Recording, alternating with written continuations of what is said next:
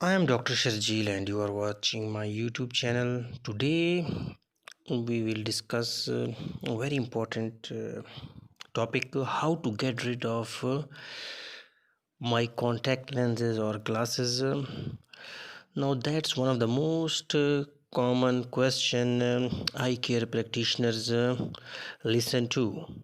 The doc, I am fed up of my spectacles and refractive contacts. Please help me. I don't want to wear it anymore.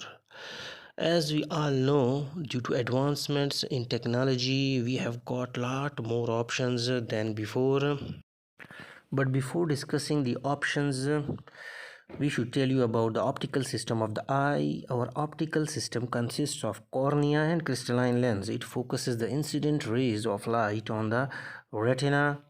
That's when you don't need any glasses, but when the parallel rays of light, due to a powerful focusing system, cornea and lens, if they are focused in front of the retina, the condition is known as myopia, and most of the refractive procedures are to correct myopia. It has got good results, and sometimes a weak focusing system, a weak cornea and lens, they try to focus the parallel rays of light behind the retina, and the condition is hypermetropia or hyperopia.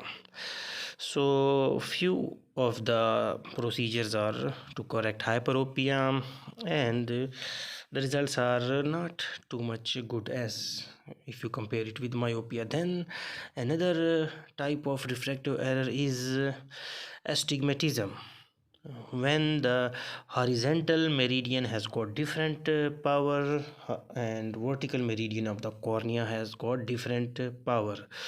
So the eye has got two focusing points, and then in the center there is a circle of least confusion. So you have to give astigmatic glasses, astigmatic myopia, astigmatic hypermetropia, compound and simple. So these are the refractive errors. So for these we give contact lenses, glasses, but patients, some patients are intolerant to these gadgets. Now in order to correct those refractive errors, we have options of refractive surgery. Refractive procedures can be broadly divided into corneal and intraocular. Now, keratorefractive procedures that change the corneal shape to correct the refractive errors are incisional, laser ablation, surface laser ablation, lamellar procedures, corneal collagen shrinkages, and corneal cross-linking techniques. Uh, Intraocular refractive procedures we will discuss later. So the first incisional is radial keratotomy. Radial cuts into the cornea to decrease its power. It is usually done for myopia. Then astigmatic keratotomy, arc like cuts into the steeper meridian to correct the astigmatism. Then hexagonal keratotomy. In this, 6 linear incisions are made into the peripheral corneal stroma in a hexagonal shape that encircles the central cornea in attempt to correct the hyperopia. The FLAC femtosecond laser assisted astigmatic keratotomy for moderate to severe astigmatism.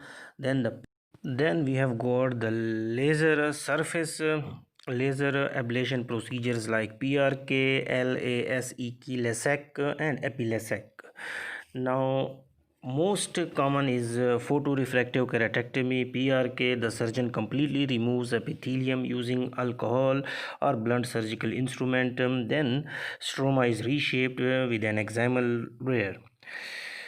Then comes the LASEK. In LASEK, epithelium is loosened with alcohol and then separated from underlying Bowman's layer. After laser treatment, epithelial tissue is repositioned on the surface of the eye to cover the lasered stroma. Then the modification is epi-LASEK. Instead of using alcohol to loosen epithelium, In LASEK, surgeon uses a blunt plastic blade to separate the epithelial sheet from the eye. This avoids the possibility of reaction from the alcohol, which can kill epithelial cells. Then the most common is LASIK, LASIK, a type of surgery in which a thick epithelial and anterior stromal flap is created with a microkeratome. It is elevated and corneal stroma is reshaped with excimer laser, and then flap is repositioned and serves as a natural bandage. Recovery is fast. Then we have got a femto LASEK, which is a modification of excimer LASEK, when the flap is created with a femtosecond laser. It is more accurate and visual recovery is faster than the excimer LASEK. Then we have got a flex. It is a type of relax laser induced extraction of a refractive lenticule. Lenticule is removed using a LASEK type flap. Flex has got an advantage that you don't need excimer laser, you just need a femtosecond laser for whole procedure. Then we have got a smile. It is a type of laser induced extraction of refractive lenticule. Lenticule is removed via 2 to 4 millimeter superior corneal incision. So it's a flapless technique, preserves the integrity of the cornea, and there are less chances of complications. Then we have got a non-laser techniques like epikeratophakia and intrastromal corneal ring segments. So to flatten the center for myopia.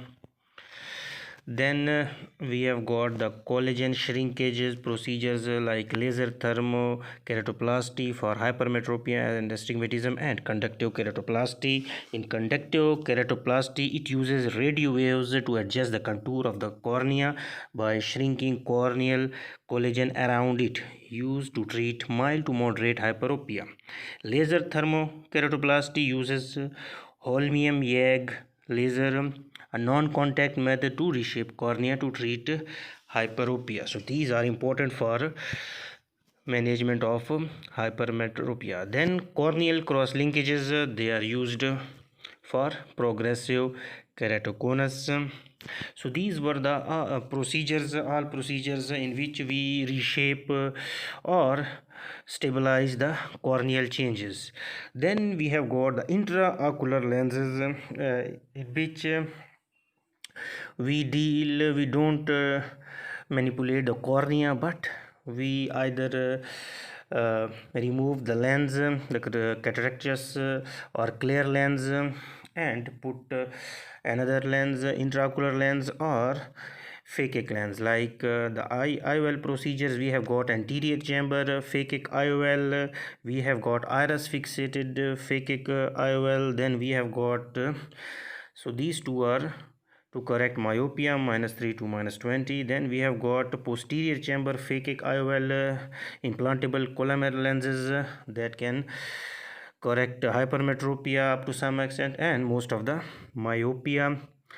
So then we have got refractive in pseudophakic refractive lens exchange, clear lens extraction, monofocal, you can implant monofocal lens, multifocal lens for near, for intermediate, then extended depth of focus technique lenses, and toric to correct astigmatism. So all kind of myopia, hyperopia and astigmatism can be corrected with the